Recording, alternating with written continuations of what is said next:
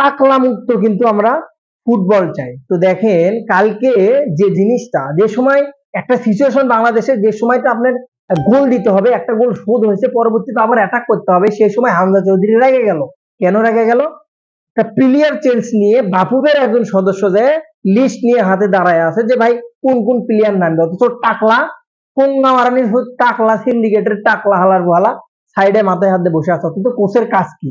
কোন প্লেয়ারটাকে নামাবো, কোন প্লেয়ারটাকে কোথায় খেলাবো, কোথায় চেঞ্জ করব আমি, কোন প্লেয়ারটাকে আমি উঠাবো, সাথে সাথে কারেন্ট পিক আপ।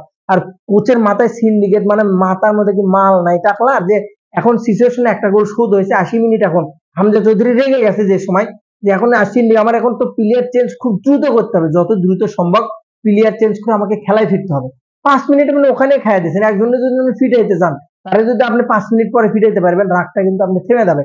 যে মুভমেন্টটা সেই সময় ছিল, গোলটা কিন্তু শোধ হতে পারতো, অথচ টাকলা কিন্তু এই কাজটা করে নাই। টাকলার তাহলে দায়িত্বটা কি?